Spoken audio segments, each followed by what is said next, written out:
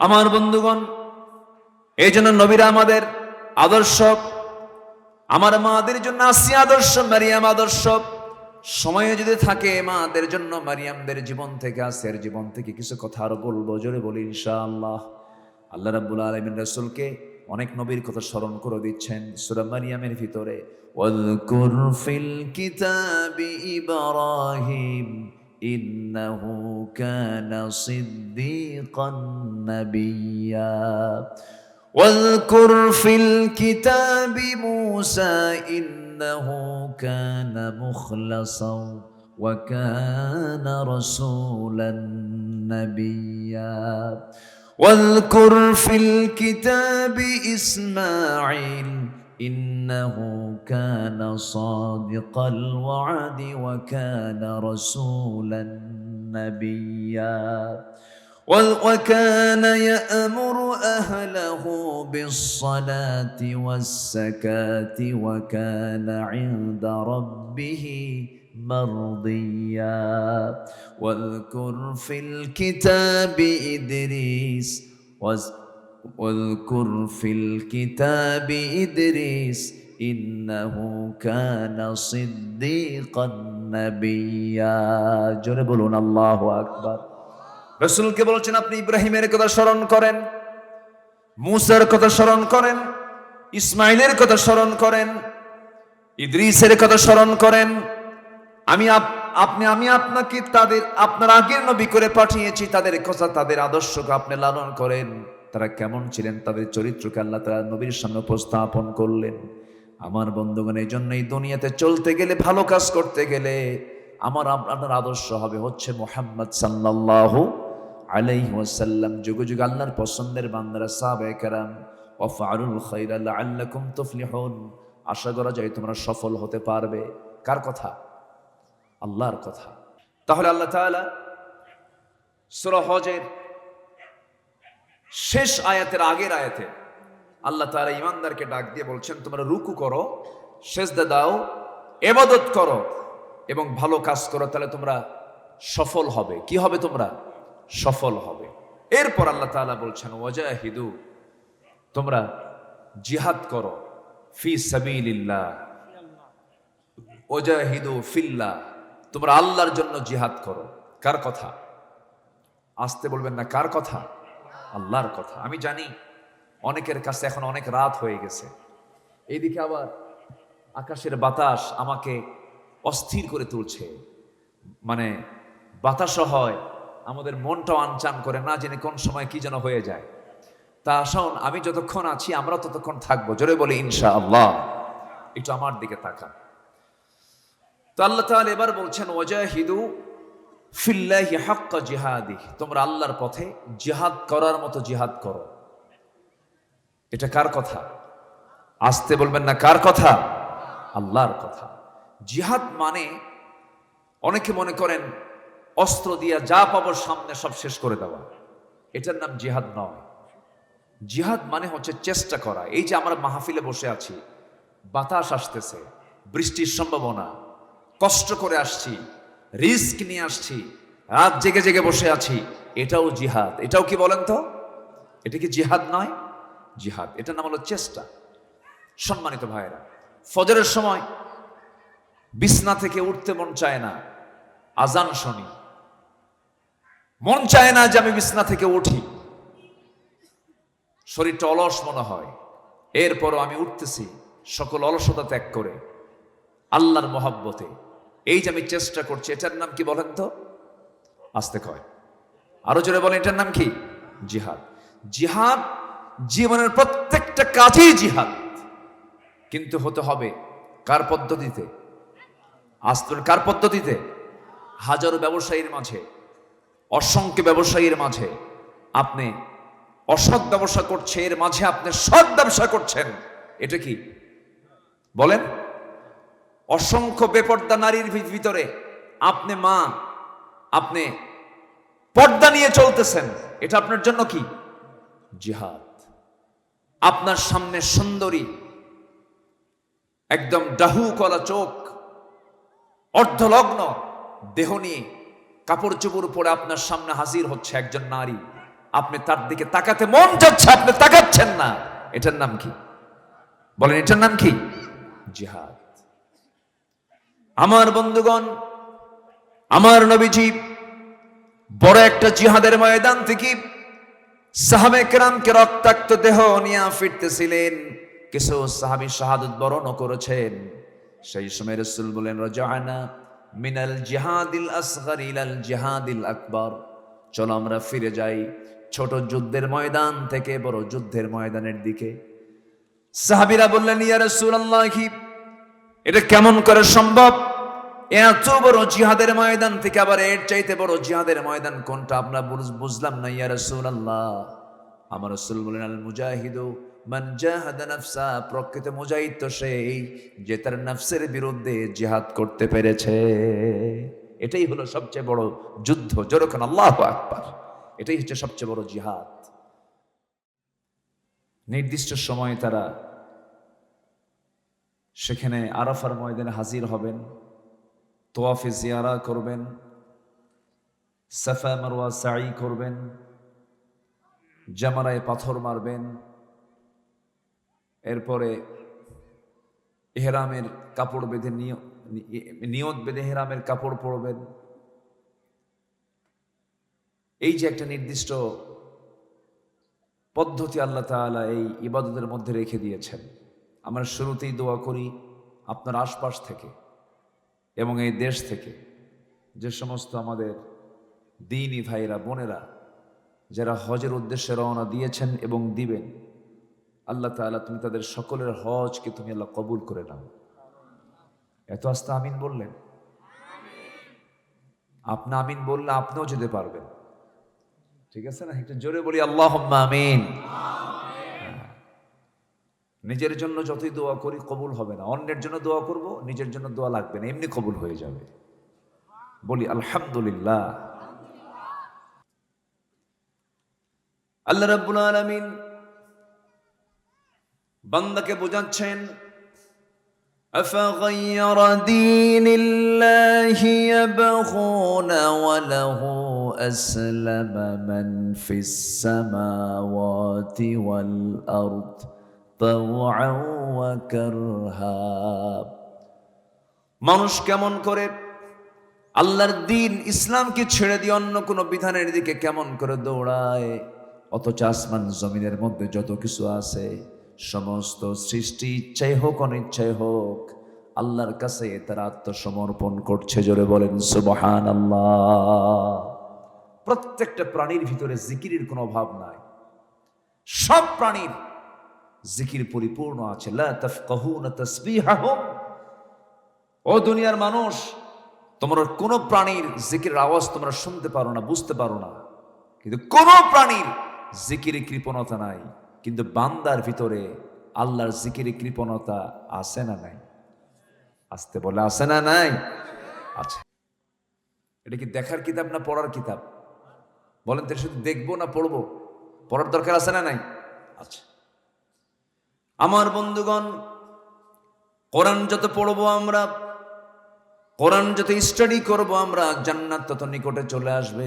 কোরআনকে যত বুঝবো আমরা, আল্লাহকে তত চিনতে পারবো। আখিরাতকে ক্লিয়ার করার জন্য কোরআনটাকে বোঝা ক্লিয়ার করতে হবে। কারণ এই দুনিয়ার সকল কিছু পেতে হলে যেমন জানতে হয়, ব্যবসায় গেইন করতে হলে ব্যবসার জ্ঞান লাগে।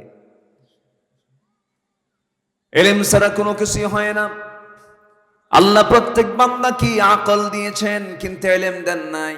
আকল হলো বিবেক, দ্য সেন্স, ভালো মন্দ বোঝার ক্ষমতা, কোনটা ভালো কোনটা মন্দ, এটা বাঁশি এটা টাটকা, এটা পচা মাছ, এটা ভালো মাছ, এটা তাজা মাছ, এটা মরা মাছ। এই যে সেন্স, এটা প্রত্যেক বান্দার মধ্যে আল্লাহ তাআলা দিয়েছেন। আফালা তাকিলুন, এটা কমন সেন্স, আকলটা দিয়েছেন, কিন্তু ইলমটা সবাইকে দেন নাই। আকল এমনি অর্জন হয়ে যায়, কিন্তু ইলমটা হাসিল করতে হয়, ইলমটা অর্জন করতে হয়। ইলম অর্জন করার জন্য আল্লাহ রাব্বুল আলামিন প্রত্যেক বান্দার মধ্যে সেই যোগ্যতা দিয়ে দিয়েছেন।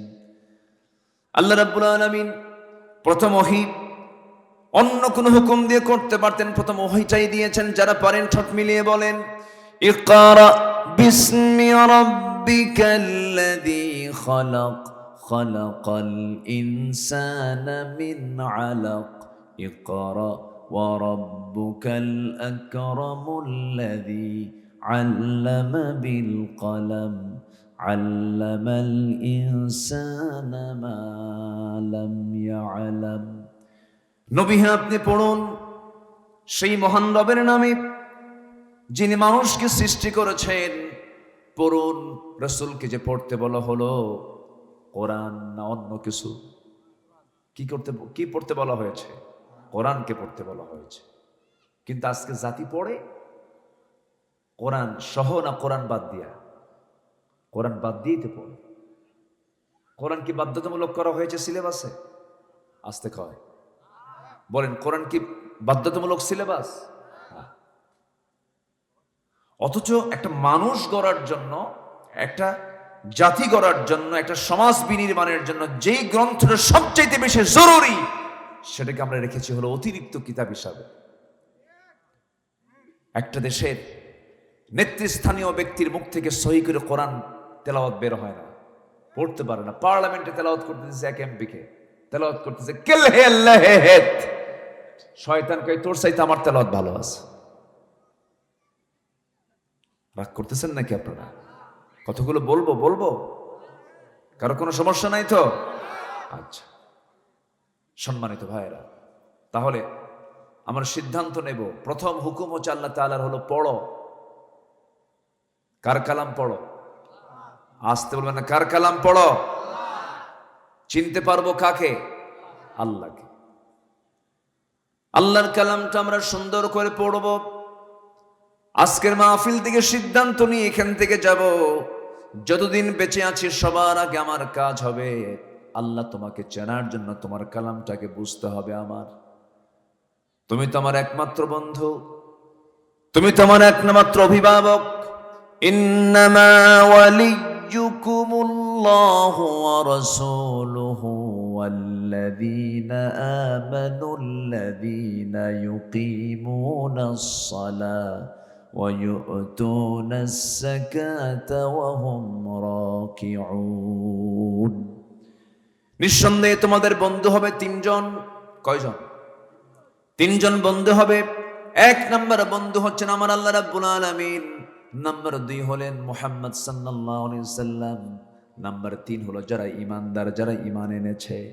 এই 3 বন্ধু হলো এমন বন্ধু যে বন্ধুকে দুনিয়াতেও কাজে লাগবে, আখিরাতেও কাজে লাগবে।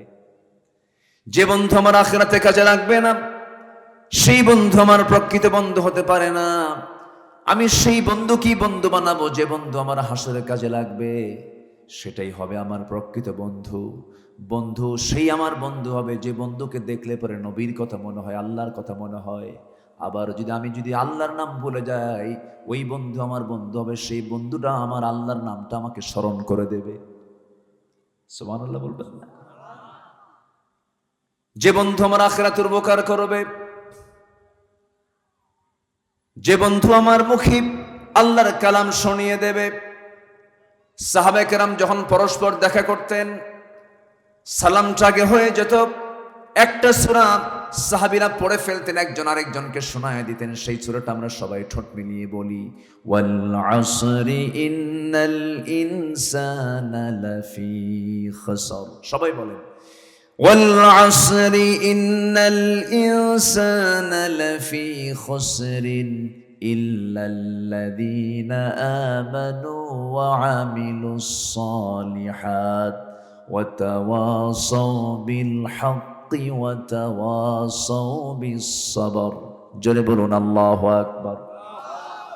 এই সূরা ছোট্ট পড়ে দিতেন, একজন বলতেন আর একজন শুনতেন। এই সূরাটা এমন একটা সূরার নাম, যদি কোনো বান্দা গোটা কোরআনটা বাদ দিয়ে যদি শুধু এই সূরাটার আমল করে, ওই বান্দার জন্য জান্নাত পাওয়ার জন্য একটা মাত্র সূরাই যথেষ্ট। জোরে বলি সুবহানাল্লাহ। আবার এই কথা আবার কাট কইরা দলিল বানায় নিয়েন না, এটা আমি কথার কথা বলেছি। এখন তো কি বলে, ক্যামেরার যুগ, রেকর্ডের যুগ, কোন কথা কোন দিকে প্যাঁচ লাগায় দেয়, এই জন্য বলে ফেললাম। মানে গোটা কোরআন লাগবে না, সূরা আসর হুজুর বলে দিস আর গোটা কোরআন বাদ দিয়ে দিস, এটার নাম এটা না। ওই এক বেচারি বিয়ে করতে গেছে, যখন বিয়ে করতে যায় তখন কি খালি হাতে যায় না সাথে কিছু নিয়ে যায়? নিয়ে যায় নাকি? এলাকায় নিয়ে যায় না? সেদিন কক্সবাজারে একটা বিয়ে পড়ায় দিলাম আমি। সেখানকার সিস্টেম হলো মেয়ে ছেলের বাড়িতে চলে যায়, ওই এলাকার মেয়ে পক্ষ মানে আকত বিয়ে হওয়ার জন্য মেয়ে পক্ষের ধরেন 15 থেকে 20 জন মানুষ আগে ছেলের পক্ষের মানুষ আগে মেয়ে পক্ষের বাড়িতে এসে মেয়ে পক্ষের মেয়ে সহ মেয়ের মুরব্বী সহ ধরেন 15 থেকে 20 জন মানুষ এরা ছেলের বাড়িতে চলে যায়। ছেলের বাড়িতে যাওয়ার পর সেই জায়গায় আকত হয়, ইজাব কবুলটা সেই জায়গায় হয়। তো এক ভক্ত আমার, ও আবার সে বিয়ে করবে, সৌদি আরব থেকে আসছে, বলছে হুজুর আপনি আমার বিয়েটা পড়ায় দিবেন। তো আমি এটা জানতাম না। ম্যাক্সিমাম গোটা দেশের সিস্টেমটা হলো ছেলেপক্ষ কার বাড়িতে যায়? মেয়ে পক্ষের বাড়িতে যায়। কিন্তু এখানে যা দেখি এক্সেপশন, মেয়ে চলে যায় ছেলের বাড়িতে, মেয়ের বাপটাপ সহ সব সহ চলে যায়। একদিকে ভালো, খরচ করার দায়িত্ব তো মহিলার না, খরচ করার দায়িত্ব কার? ছেলের। এটা তো শুন না ভালো, বিয়ের সমস্ত খরচের দায়িত্ব নারী পক্ষের না পুরুষ পক্ষের? পুরুষ পক্ষের। ভালো তো, আমি শুনে বাবা আমি দেখে খুশি হয়েছি। তো যখন ছেলে পক্ষ যখন মেয়ে পক্ষকে কিছু দিতে যায় তখন তো অনেক কিছুই নেয় ব্যাগের ভিতরে। আমি তো বিয়ে শাদী করছি, নিছি তো, আপনারা নেন নাই? দেন, বুড়া চাচা কিছুই কয় না, নেন নাই কিছু? নেন, নিয়েছেন তো, না নিলে তো কৃপণতার পরিচয় হবে। অবশ্যই নিছেন না? কি কি নিয়েছিলেন? আচ্ছা যাই হোক, আমি আর ওই হয়তো ব্যাখ্যায় যাব না।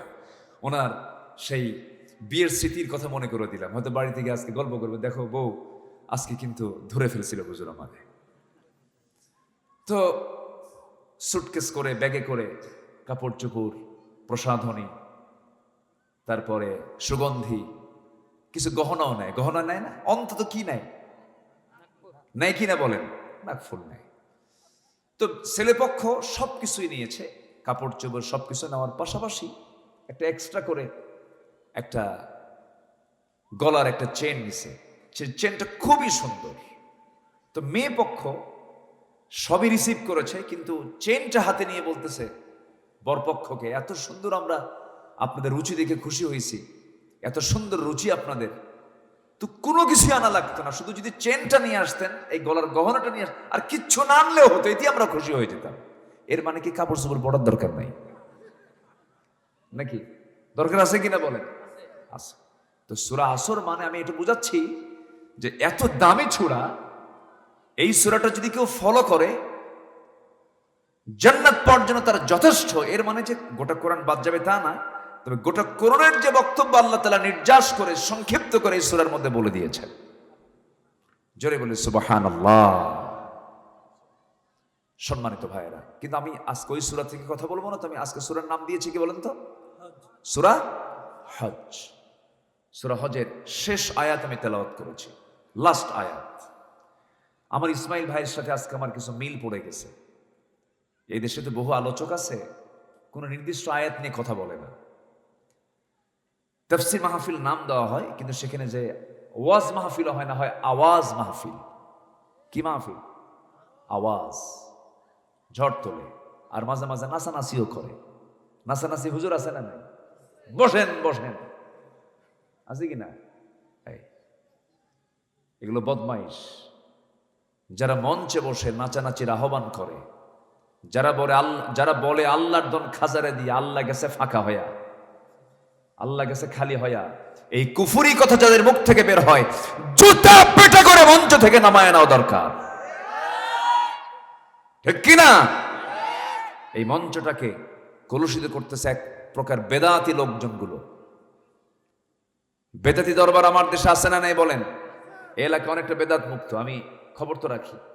এলাকায় ভণ্ড টন্ডদের ইট একটু কম, এদিকে নাই বললেই চলে। আপনি জানেন না এটার যে কি পরিমাণ।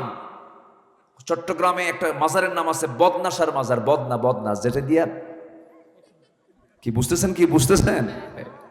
বদনাসার মাজার। আকাম কুকাম হয়, গাঁজা খায় শীত হয়ে পড়ে থাকে, আর বলে গাঁজা নাকি বেহেশতের গাছ। যেরকম নাউজুবিল্লাহ, গাঁজা খায় রাজা হয় না? গাছে খায়া রাজা হয়। অনেক সুন্দর মানুষ আপনারা। আপনারা তো সাধারণ কোন এলাকা মানুষ না, আপনারা রাজশাহী। মানে কি? রাজও আছেন আবার শাহ, দুটাই। রাজাও আছেন, শাহও আছেন, দুটাই। রাজ আবার বাদশাহ। বলি আল্লাহু আকবার। আল্লাহ আপনাদেরকে সবকিছুর বাদশাহ বানায় দেন। জোরে বলি আমিন। চেয়ারগুলো সামনে ফাঁকা, বসে। ও আচ্ছা, বসে। আমাকে সময় দিচ্ছেন তো নাকি? জোরে বলি ইনশাআল্লাহ। সম্মানিত ভাইয়েরা, সম্মানিত বন্ধুগণ, তাহলে আমাদের সবচেয়ে বড় পুঁজি হলো আমাদের ঈমান। সবচেয়ে বড় পুঁজি কি বলেন তো? ঈমান। ইল্লাল্লাযীনা আমানু, যারা ঈমান আনবে তারা সফল। ওয়া আমিলুস সলিহাত, যারা ভালো কাজ করবে তারা সফল। ওয়াতাওয়াসাউ বিল হক, যারা হকের উপদেশ দেবে তারা সফল। যারা সবরের উপদেশ দেবে তারা সফল। কে বলছেন? আসতে বলবেন না। কে বলছেন? আল্লাহ বলছেন। কিন্তু আমরা তো আল্লাহকে শুধু নামাজের মধ্যে রাখতে চাই, আইনে রাখতে চাই না। আইনে রাখছি হলো মানুষকে। মানুষকে আইনে রেখে দিয়েছি। আজকে মানুষকে আল্লাহর আইন চলে না, আল্লাহর আইন মানে না, মানুষের আইন মানে। আমার দেশে চলছে আল্লাহর আইন না মানুষের আইন? আসতে বলুন, আল্লাহর আইন না মানুষের আইন? মানুষের আইন। বান্দা কি বান্দার আইনে চলবে না আল্লাহর আইনে চলবে? তাহলে এখানে ঈমান কি প্রশ্নবিদ্ধ না? আসতে কয়, এখানে ঈমানের ব্যাপারে প্রশ্ন আছে না নাই? যে মুসলমানের পরিচয় দিয়ে আল্লাহর আইনকে না মেনে মানুষের আইনকে মেনে নেয়, তার কি ঈমান আছে না গেছে? ঈমান চলে গেছে। আমার বন্ধুগণ, ডাবল স্ট্যান্ডার্ড ইসলামে নাই। নামাজ আল্লাহকে মানবেন, সমাজ আল্লাহকে মানবেন না। নামাজ আল্লাহকে মানবো, রসুলকে মানবো, রসুলকে মডেল বানাবো, সুন্নাহকে মানবো, কিন্তু সমাজে রসুলকে মানবো না, তা হবে না। সব জায়গায় আল্লাহর হুকুমকে মেনে চলতে হবে। ইসলাম তেমন একটা বিধানের নাম, নখ কাটবো কেমনে, হাতের 10টা আঙ্গুলের নখ কোন আঙ্গুল থেকে কাটা শুরু করব। ইসলাম যে নখ কাটার বিধান পর্যন্ত দিতে পেরেছে, সেই ইসলামের রাষ্ট্রের বিধান আছে না নাই? আচ্ছা, দোলনা থেকে নিয়ে শুরু করে আন্তর্জাতিক পরিমণ্ডল পর্যন্ত সব কিছুতে ইসলামের সমস্ত আইন কানুন রয়ে গেছে। আমার বন্ধুগণ, সেজন্য ইসলামকে আমরা পুরোপুরি মানবো। ইসলামকে আমাদের জীবনের সকল জায়গায় মানতে হবে। একটু কান লাগান। আল্লাহ রাব্বুল আলামিন সেজন্য সুন্দর করে বান্দাকে ডাক দিয়ে বলছেন, সফল কি হতে চাও নাকি? সূরা হজের শেষ আয়াতের আগের আয়াত, যেহেতু শেষ আয়াত, আল্লাহ রাব্বুল আলামিন ওয়াজাহিদু দিয়ে শুরু করেছেন। ওয়া মানে হলো এবং, এন্ড। ওয়াজাহিদু এবং মানে কি? এর আগে কিছু কথা আছে না নাই? এবং কখন আসে? এর মিডিল, এর আগে কিছু কথা আছে। এর আগের আয়াত আল্লাহ রাব্বুল আলামিন কি বলেন? ইয়া আইয়ুহাল্লাযীনা আমানু রুকউ ওয়াসজুদু ওয়া'বুদু রাব্বাকুম ওয়াফআলুল খায়রা লাআল্লাকুম তুফলিহুন। জোরে বলুন আল্লাহু আকবার। ঈমানদারকে ডাক দিচ্ছেন আল্লাহ রাব্বুল আলামিন। ঈমানদারকে ডাক দিয়ে বলছেন, ঈমানদারেরা রুকু করো, সেজদা করো। কাকে? আসতে বলবেন না। কাকে? রুকুটা কিছু কোন ইবাদতে আছে বলেন? নামাজের মধ্যে রুকু আছে না নাই বলেন? রুকুটা আছে। রুকু করব আমরা কার সামনে? মাথা নিচু করব আমরা কার সামনে? এমনও সিস্টেম আমার এই দুনিয়াতে আছে, আমাদের এই দুনিয়াতে আছে। এমনকি জাতিসংঘ অনেকে দেখেছেন, কেউ বুক উঁচু করে কথা বলে, কেউ রুকুর হালতে কথা বলে। আছে কিনা বলেন? যারা বুক উঁচু করে কথা বলে তারা জেলখানায় থাকে, ঠিক কিনা? রাইট? যারা বুক উঁচু করে কথা বলে তারা জেলখানায় থাকে। যারা মাথা নিচু করে কথা বলে তারা আজকে দুনিয়াতে শান্তির মধ্যে থাকতে পারে। কিন্তু শিরিকের কাজ, এটা রুকু কারোর জন্য বরাদ্দ হবে না। একমাত্র রুকু বরাদ্দ হবে কার জন্য? আল্লাহর জন্য। সেজদা দেব কাকে? আল্লাহকে। এরপর আল্লাহ বলছেন, ওয়া'বুদু রাব্বাকুম, ইবাদত করবে আমি আল্লাহ, একমাত্র আমার ইবাদত তোমার করতে হবে, অর্থাৎ আমার আইন কারণকে তোমার মেনে চলতে হবে। ওয়াফআলুল খায়রা, এবং ভালো কাজ করে যেতে হবে, নেক কাজ করে যেতে হবে। ভালো কাজ করবে কেমনে, যেমন করে সাহাবীরা করেছেন, যেমন করে আম্বিয়া কেরাম করেছেন। প্রত্যেকটা আম্বিয়া কেরাম আমাদের জন্য অনুসরণীয়। প্রত্যেকটা নবীর ভিতরে আদর্শ ছিল, প্রত্যেকটা নবীর ভিতরে নির্দিষ্ট গুণ ছিল। আদম আলাইহিস সালাতু ওয়াস সালামের দোয়া আল্লাহ রাব্বুল আলামিন কোরআনে শিখিয়ে দিয়েছেন। যারা পারেন ঠোঁট মিলিয়ে বলুন, আদম যে দোয়া করেছেন আল্লাহ বলছেন তোমরা আদমের মতো দোয়া করো। সবাই বলেন রব্বানা যালামনা আনফুসানা ওয়া ইল্লাম তাগফির লানা ওয়া তারহামনা লানাকুনান্না মিনাল খাসিরিন। এরপরে ইব্রাহিম আলাইহিস সালাতু ওয়াস সালাম দোয়া করেছেন। যারা পারেন ঠোঁট মিলিয়ে বলুন রব্বানা তাকাব্বাল মিন্না ইন্নাকা আনতাস সামিউল আলিম ওয়া তুব আলাইনা ইন্নাকা আনতাত তাওয়াবুর রহিম। এরকম করে ইউনূস আলাইহিস সালাতু ওয়াস সালাম বিপদে পড়েছেন। বিপদে পড়ে কি দোয়া করতে হয় তাও তিনি শিখিয়ে দিয়েছেন। সবাই আওয়াজ দিয়ে বলেন তিনি কি দোয়াটা পড়েছেন, লা ইলাহা ইল্লা আনতা সুবহানাকা ইন্নী কুনতু মিনাজ জালিমিন। আমার নবী কি দোয়া করেছেন সব আওয়াজ দিয়ে বলেন। যে দোয়াটা হাজিরা হজ করতে গিয়ে যখন গোটা কাবার চতুর্দিকে যখন তোয়াফ করে, তোয়াফটা শুরু করে এই দোয়া দিয়া সবাই বলেন রব্বানা আতিনা ফিদ দুনিয়া হাসানাতাও ওয়া ফিল আখিরাতি হাসানাতাও ওয়া কিনা আযাবান নার। দেখেন নবীদের সব দোয়াগুলো কোরআনে আল্লাহ তাআলা তুলে ধরেছেন। কেন? সবগুলো করো। আবার আল্লাহর কিছু পছন্দের বান্দা বান্দিরা দোয়া দিয়েছেন। অনেক মা বোন মাহফিলে আসছেন, একজন নারীর দোয়া আল্লাহ রাব্বুল আলামিন কোরআনে কারীমে তুলে ধরেছেন, যিনি নবীর স্ত্রীও ছিলেন না, ভালো কোনো মানুষের স্ত্রীও ছিলেন না, একজন কুখ্যাত কাফেরের বউ হওয়ার পরেও তার দোয়াটা কোরআনে উল্লেখ করেছেন। কি এমন পুত পবিত্র নারী তিনি ছিলেন, সেই মহিলার নাম কি বলুন তো সবাই? আল্লাহু আকবার। আসিয়ারা কি আছে মাহফিলে? মাহফিলে কি আসিয়ারা আছে? আচ্ছা, হ্যাঁ, আমি আসিয়া কেন বললাম? আল্লাহ যেন এই এলাকার মাদেরকে আসিয়া বানায় দেয়, স্বামীর বিরুদ্ধে শুধু রিপোর্ট দেয়। এরকম মহিলার সংখ্যা আমার দেশে কম না বেশি? দেখেন আস্তে আস্তে ভয় ভয় বলতেছেন না, সমস্যা হুজুর, ওই জায়গায় সমস্যা, বাড়িতে গিয়ে আরাম পাবো না। কি স্বামীর বিরুদ্ধে কিছু মহিলার রিপোর্ট আছে না নাই? হ্যাঁ আছে। কিন্তু আসিয়ার স্বামী ছিল একজন মোমেন না কাফের? বলেন মোমেন না কাফের? আমার মা শুধু মাথায় রাখবেন, আপনার স্বামীটা যদি একটু খারাপও হয়, খুব দুষ্ট যদি হয়, আপনি তার জন্য দোয়া করবেন আর মনে মনে চিন্তা করবেন আসিয়ার কপালে জুটেছিল ফেরাউন, আমার স্বামী তো অন্তত ফেরাউন না। হয়তো এরকম মায়েরা মনে মনে চিন্তা করতে পারেন। কিন্তু আপনি কি জানেন, আপনার স্বামী যদি সকালবেলা সন্তুষ্ট হন আপনার উপরে, সন্ধ্যা পর্যন্ত ফেরেশতারা আপনার জন্য দোয়া করে। ফেরেশতারা কোথায় থাকে? আসমানে থাকে না? আসমানের ফেরেশতারা সব গোটা আসমানে খবর করে দেয়, জানো অমুক নারী তার স্বামীকে সন্তুষ্ট করতে পেরেছে, তোমরা সবাই মিলে ওই নারীর জন্য দোয়া করো। সুবহানাল্লাহ বলবেন না?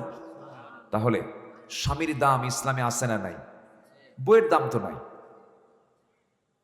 হ্যাঁ দেখেন কিচ্ছু কয় না, কিছু বলে না। বইয়ের দাম আছে না নাই বলেন তো? রাসূল বলেছেন যে বান্দি বলবে, যে স্ত্রী বলবে আমার স্বামী ভালো, আল্লাহ বলবেন ওই বান্দা আমার কাছে ভালো। কেউ তো জোরে সুবহানাল্লাহ বললেন না। এখন তো আমরা ধরা খেয়ে গেছি। তাহলে উভয়কে সম্মান করার দরকার আছে না নাই? আছে। আলাইহিস সালাতু ওয়াস সালাম তিনি একটা দোয়া করেছেন, সেই দোয়া কোরআনে কোট করেছেন। আল্লাহ রাব্বুল আলামিন বলছেন, ও দুনিয়ার সমস্ত নারীরা তোমরা আসিয়ার মতো দোয়া করবে। আসিয়া আলাইহিস সালাতু ওয়াস সালাম কি দোয়া করেছেন? কোন মুহূর্তে এই দোয়াটা করেছেন? আসিয়া যখন কালেমা পড়ে মুসলমান হলেন, মুসার দিন যখন গ্রহণ করলেন, মুসাকে পয়গম্বর মানলেন, তিনি যখন ঈমান আনলেন, এই সংবাদ কারো জানা নাই, কেউ জানে না। যখন ফেরাউনের কান পর্যন্ত পৌঁছে গেছে, ফেরাউন বলে ফেলল, আসিয়া শুনতে পেলাম তুমি নাকি কালিমা পড়েছ। আসিয়া বলেন, শুনবেন কেন, আপনি দেখে নেন। আশহাদু আল্লা ইলাহা ইল্লাল্লাহ ওয়াহদাহু লা শারীকা লাহ। এই কালিমার স্বীকৃতি দেওয়ার সঙ্গে সঙ্গে ফেরাউন বলে ফেলল, আসিয়া তুমি আমার সারা জীবনের সকল স্বপ্ন তুমি ধ্বংস করে ফেললে, তুমি আমার স্ত্রী, আমার মান সম্মান ডুবাইয়া ফেললে, আমার রুবুবিয়তের ঘোষণা ম্লান করে ফেললে, আমার মান সম্মান সম্পূর্ণ শেষ হয়ে গেল। আসিয়া এগুলো ছেড়ে দাও, আমার পথে চলে আসো। আমি তোমাকে কি করি নাই? আমি হলাম এই দেশের প্রধান, তুমি হলে তার মিসেস, তুমি হলে মিসেস ফেরাউন। আমি তোমাকে এত সম্মান দিয়েছি, তুমি রাষ্ট্রের তুমি সেকেন্ড নাগরিক, এত বড় পদ আমি তোমার দিলাম। আসিয়া তুমি আমাকে কেমন করে ভুললা? আসিয়া বলছেন, স্বামী আমার, আমি আপনাকে সম্মান করি, আমি আপনাকে ভক্তি করি, আমি আপনাকে শ্রদ্ধা করি। আমার যৌবন আপনার কাছে, আপনার যৌবন আমার কাছে, কিন্তু আপনি আমাকে যে প্রস্তাব দিচ্ছেন, এই প্রস্তাবের বিপরীতে যদি আপনি আমাকে টুকরো টুকরো করে দুনিয়া থেকে বিদায় করে দেন, আগুনে যদি জ্বালিয়ে ভস্য করে দেন, হাসতে হাসতে আপনার হাতে আমার জীবন চলে যাবে।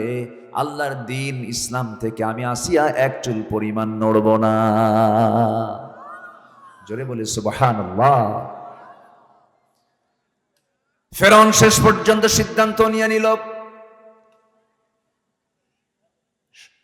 সমস্ত মন্ত্রী পরিষদকে ডাকলো। হামান বলে দিল, ফেরাউন শোনো, বুকের শত্রু বড় শত্রু, তাকে দুনিয়া থেকে বিদায় না করলে তোমার বড় সমস্যা হয়ে যাবে। জল্লাদ ঠিক করে ফেললো। জল্লাদ ঠিক করে আসসালামকে দুনিয়া থেকে বিদায় করার জন্য যখন তার সামনে যখন করাত নিয়ে যখন দাঁড়ায় গেছে, শেষবারের মতো ফেরাউন বলছে, আসিয়া এখনো সময় আছে, তুমি কি করবে বলো, জীবন প্রদীপ নিভে যাচ্ছে। কিন্তু আসিয়া বলছেন, স্বামী আমার, আপনি আমার প্রতি যত কঠোর হবেন, আমার ঈমান তত পাকা হয়ে যাবে। শেষ পর্যন্ত কি করা হলো?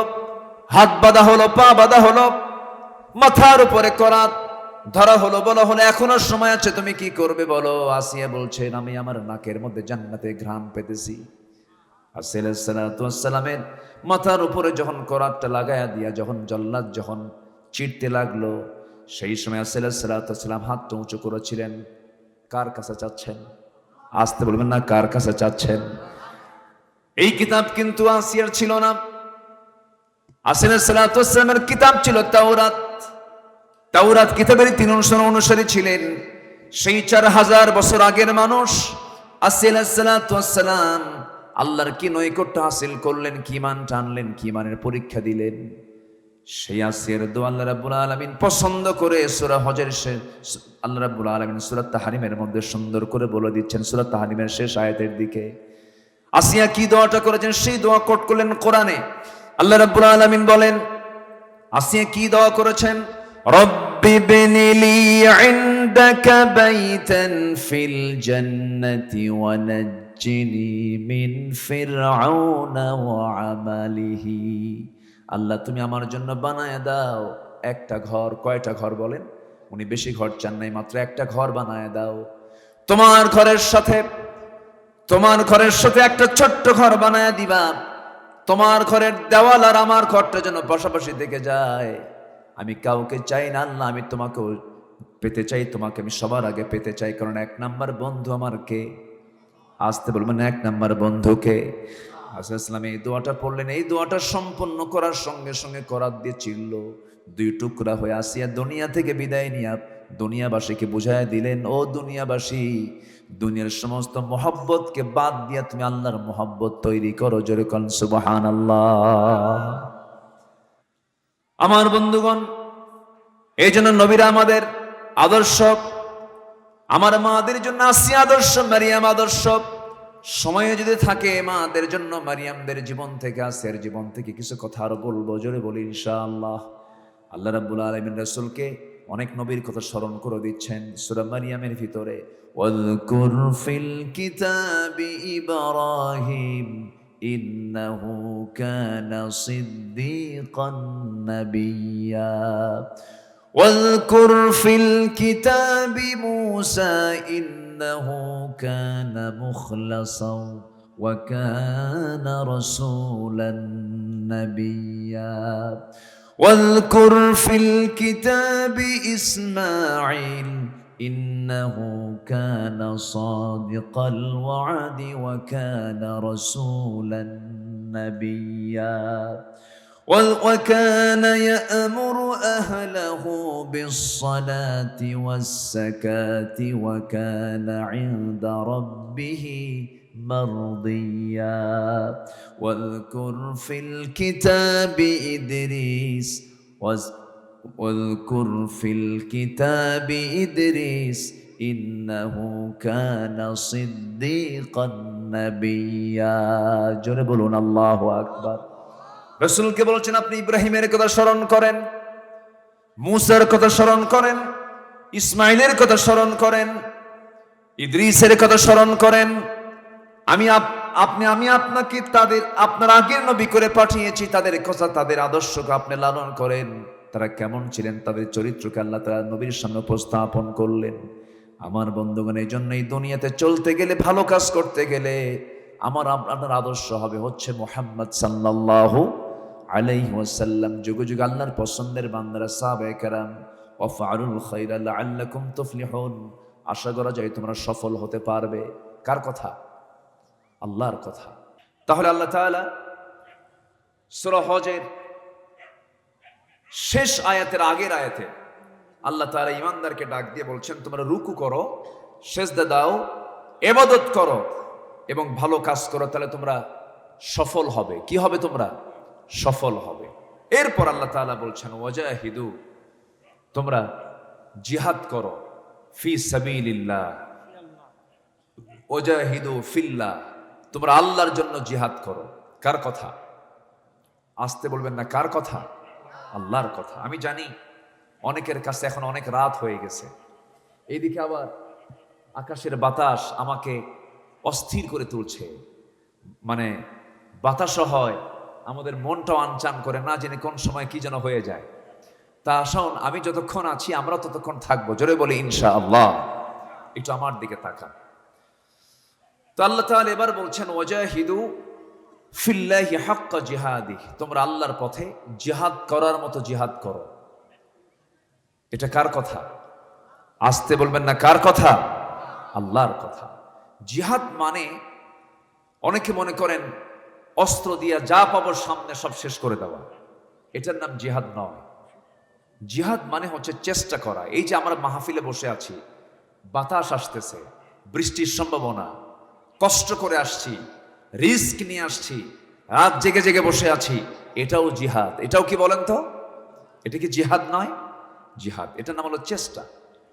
সম্মানিত ভাইয়েরা, ফজরের সময় বিছনা থেকে উঠতে মন চায় না, আজান শুনি, মন চায় না যে আমি বিছনা থেকে উঠি, শরীরটা অলস মনে হয়, এরপরও আমি উঠতেছি সকল অলসতা ত্যাগ করে আল্লাহর মহব্বতে। এই যে আমি চেষ্টা করছি, এটার নাম কি বলেন তো? আস্তে কয়, আরো জোরে বলেন, এটার নাম কি? জিহাদ। জিহাদ জীবনের প্রত্যেকটা কাজেই জিহাদ, কিন্তু হতে হবে কার পদ্ধতিতে? আস্তে কার পদ্ধতিতে? হাজারো ব্যবসায়ীর মাঝে, অসংখ্য ব্যবসায়ীর মাঝে আপনি অসৎ ব্যবসা করছে, এর মাঝে আপনি সৎ ব্যবসা করছেন, এটা কি বলেন? অসংখ্য বেপর্দা নারীর ভিতরে আপনি মা, আপনি পর্দা নিয়ে চলতেছেন, এটা আপনার জন্য কি? জিহাদ। আপনার সামনে সুন্দরী, একদম ডাহু কলা চোখ, অর্ধলগ্ন দেহ নিয়ে কাপড় চোপড় পরে আপনার সামনে হাজির হচ্ছে একজন নারী, আপনি তার দিকে তাকাতে মন যাচ্ছে, আপনি তাকাচ্ছেন না, এটার নাম কি বলেন? এটার নাম কি? জিহাদ। আমার বন্ধুগণ, আমার নবীজি বড় একটা জিহাদের ময়দান থেকে সাহাবে কেরামকে রক্তাক্ত দেহ নিয়ে ফিরতেছিলেন। কিছু সাহাবী শাহাদাত বরণ করেছেন। সেই সময় রাসূল বলেন রাজানা মিনাল জিহাদিল আসগর ইলাল জিহাদিল আকবার। চলো আমরা ফিরে যাই ছোট যুদ্ধের ময়দান থেকে বড় যুদ্ধের ময়দানের দিকে। সাহাবীরা বললেন, ইয়া রাসূলুল্লাহ, এটা কেমন করে সম্ভব? এত বড় জিহাদের ময়দান থেকে আবার এর চাইতে বড় জিহাদের ময়দান কোনটা? আমরা বুঝলাম না ইয়া রাসূলুল্লাহ। আমার রাসূল বলেন, আল মুজাহিদু মান জাহাদা নাফসা, প্রকৃত মুজাহিদ তো সেই যে তার নফসের বিরুদ্ধে জিহাদ করতে পেরেছে। এটাই হলো সবচেয়ে বড় যুদ্ধ। যেরকম আল্লাহু আকবার, এটাই হচ্ছে সবচেয়ে বড় জিহাদ। আমি আমার নফসকে কন্ট্রোল করতে পারিনি, আমি আমার নফসের বিরুদ্ধে জিহাদ করতে পারিনি, আমি আমার নফসকে কন্ট্রোল করতে পারিনি, আমার মন পারেনি বনের সম্পত্তি না ঠকাতে। আমার মন চলে গেছে বনের সম্পত্তি মেরে খায়। আমার মন চাইছে আমি ব্যবসায় মানুষকে ঠকাই। আমার মন চাইছে আমি ওজনে কম দেই। আমার মন চাইছে আমি মিথ্যা সাক্ষী দেই। আমার মন চাইছে আমি ক্ষমতাকে পাকাপোক্ত করি। আমার মন চাইছে আমি চেয়ারম্যান হবই, দিনের ভোট রাতি দিয়ে শেষ করে দেব। আছে না নাই? আছে। তাহলে কি জিহাদ কি সব জায়গায় আছে না নাই? আসতে বলবেন না, আছে না নাই? হাইরে আমার দেশ, সোনার বাংলা, সোনার দেশ, দিনের কাম রাতি শেষ। কি আসতে কয়, ঠিক কিনা? এখন তার লাগেই না কিছু, এখন তার কিছুই লাগে না, এখন তো পক্ষই নাই। আর কি লাগবে? কেন এগুলো? সব আমাদের নফসের সমস্যা। আমরা জিহাদে হেরে গেছি। আমরা আল্লাহর পথে টিকে থাকতে গিয়ে আমরা নিজেকে হারিয়ে ফেলেছি। আমরা টিকে থাকতে চাই কার পথে? আসতে বলবেন না, কার পথে? আল্লাহর পথে আমরা টিকে থাকবো। আল্লাহ রাব্বুল আলামিন এই জিহাদের কথা বললেন, আগে বললেন তোমরা রুকু করো, সেজদা করো, ইবাদত করো, ভালো কাজ করো, সফল হয়ে যাবে। এরপরে বলছেন তোমরা আল্লাহর পথে জিহাদের মতো জিহাদ করো, আল্লাহর পথে টিকে থাকার মতো চেষ্টা করো। তবে হ্যাঁ, এই টিকে থাকার জন্য আমি তোমাদেরকে যে শরিয়াত দিয়েছি, যে দিনটা দিয়েছি, এই দিন তোমার জন্য আমি কঠিন করে দেই নাই। হুয়া জাতাবাকুম ওয়া মা জাআলা আলাইকুম ফিদ-দীনি মিন হারাজ মিল্লাতা আবিকুম ইব্রাহিম হুয়া সাম্মাকুমুল মুসলিমিন। জোরে বলুন আল্লাহু আকবার। আল্লাহ রাব্বুল আলামিন বলেন, আমি তোমাদের জন্য আমি আমার পক্ষ থেকে যে দিনটা দিয়েছি, যে ইসলামটা দিয়েছি, যে দিন শরিয়াত দিয়েছি, এটা আমি তোমার জন্য জীবন বিধান দিয়েছি। এটা তোমার জন্য কঠিন করে দেই নাই, তোমার জন্য জটিল করে দেই নাই, খুব সহজ করে দিয়েছি। আর জেনে রেখে দিয়ে আমি তোমাদের জন্য একটা পিতা দিয়েছি। তোমাদের একমাত্র পিতা হচ্ছেন ইব্রাহিম আলাইহিস সালাতু ওয়াস সালাম। ইব্রাহিমকে আমি তোমাদের পিতা বানিয়ে দিয়েছি। তোমাদের মডেল হবেন ইব্রাহিম আলাইহিস সালাতু ওয়াস সালাম। আমার বন্ধুগণ, আজকে যদি মুসলমানদের মুখ থেকে এই কথাই বের হয়ে যেত, তোমরা আমাদেরকে যত ঈমানটা নষ্ট করার জন্য যতই তোমরা ষড়যন্ত্র করো না কেন, ও দুনিয়ার সমস্ত কাফের বেঈমানরা, প্রত্যেকটা মুমিনরা যদি তাদের এমন চেতনা লালন করত, মুমিনরা যদি মুখ দিয়ে বলতো, দুনিয়ার কাফেররা তোরা শুনে রাখ, আমরা হলাম ইব্রাহিমের সন্তান, যে ইব্রাহিম ঈমানটাকে রক্ষা করতে গিয়া আগুনে নিক্ষিপ্ত হয়েও তিনি বাতিলের সামনে আপোষ করেন নাই। সেই ইব্রাহিমের সন্তানরা আগুনে ঝাঁপ দেব, কিন্তু ঈমান হারা কখনো হব না, ঠিক কিনা? সেই ঈমানকে টিকে রাখার জন্য যদি প্রয়োজনে জান দিতে হয়, মাল দিতে হয়, সবাইকে রাজি আছেন? রাজি আছেন কারা কারা? একটু হাত উঁচু করে রাখার মুসলমান। লিল্লাহি তাকবীর। আল্লাহ কবুল করুন, জোরে বলি আমিন, আরো জোরে আমিন। সম্মানিত ভাইয়েরা, অনেক মা বোন আজকের মাহফিল আমি লক্ষ্য করেছি, পুরুষ যেমন আছে, মারাও কিন্তু কোনো অংশ কম নাই। আল্লাহ তুমি মাদের অংশগ্রহণকে তুমি আল্লাহ কবুল করো। একটা মা যদি ভালো হয়ে যায়, পরিবার ভালো হয়ে যায়। আর মা যদি শুধু ইন্ডিয়ান সিরিয়াল দেখে, পরিবার জান্নাতের টুকরা হয়ে যায়। দেখছেন? ঠিক ঠিক হয়। এখানে স্লোগান উল্টা মারছে, স্লোগান এতক্ষণ খুঁজে পাই না, এখন উল্টা স্লোগান মারছে। এই সমস্ত নাটকগুলো, সিনেমাগুলো আজকে মাদেরকে শেষ করে দিল। আমার দাদির যুগে দাদিরাই ভালো ছিল, তাই না?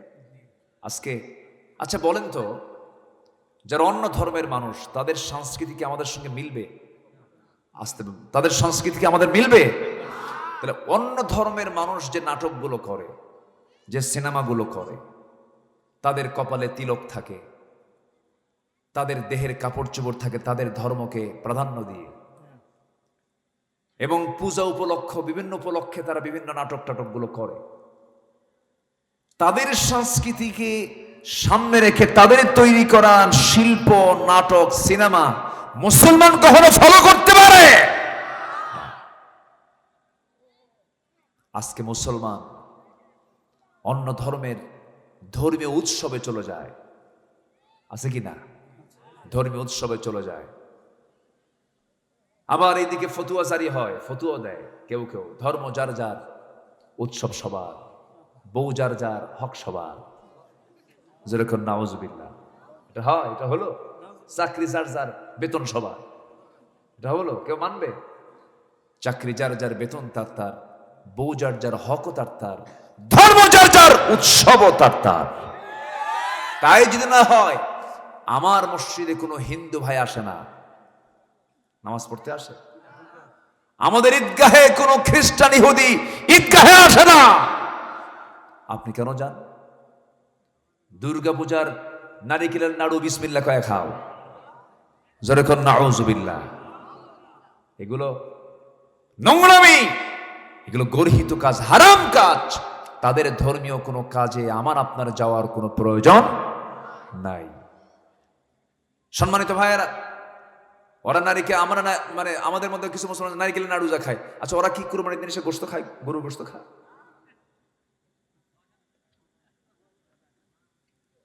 তাহলে কেমন করে হয়? ধর্ম যার যার, উৎসব সবার। বাস্তবে মিল নাই তো, বাস্তবে মিল আছে। গুটি কয়েক কিছু সংখ্যালঘুর একটু বাহাবা নেবার জন্য, প্রশংসা নেবার জন্য পলিসি মেক কইরা ইমান হারা হবেন, এমন রাজনীতি করার দরকার আমাদের নাই, ঠিক কিনা?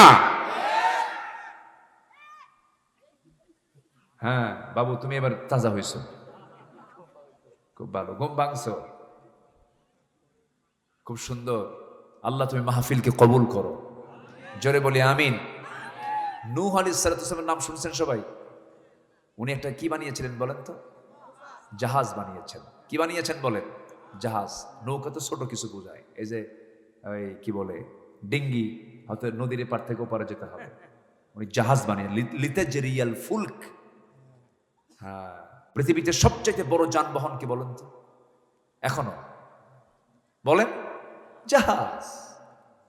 এবং পৃথিবীর সবচেয়ে বেশি মালামাল ট্রান্সফার হয়, এখান থেকে ওখানে যায় সবচেয়ে বেশি আকাশ পথে, স্থলপথে না জলপথে? জলপথে। প্রথম শুরু করেছেন, জাহাজ বানিয়েছেন কে? বলেন কে? কে? তাহলে পৃথিবীর সভ্যতা আনছে কারা? নবীরা। বলেন কারা? নবীরা। এই যে কাপড়, এই কাপড়ের টেক্সটাইল গার্মেন্টস ফ্যাক্টরি ছিল হলো, প্রথমে টেক্সটাইল ইঞ্জিনিয়ার ছিলেন দাউদ আলাইহিস সালাত, কি বলে ইদ্রিস আলাইহিস সালাতু ওয়াস সালাম। আল্লাহু আকবার। আচ্ছা, অস্ত্র নির্মাণ, অস্ত্র আছে না এখন? পৃথিবীর বিভিন্ন অস্ত্রের দেশ আছে, আমেরিকা থেকে বিমান নিয়ে আসে, অস্ত্র নিয়ে আসে, এই নিয়ে আসে, অস্ত্র বিক্রেতা পৃথিবীতে আছে। এই অস্ত্র নির্মাতা ছিলেন প্রথম, পৃথিবীতে শুরু করেছেন দাউদ আলাইহিস সালাতু ওয়াস সালাম। আল্লাহু আকবার।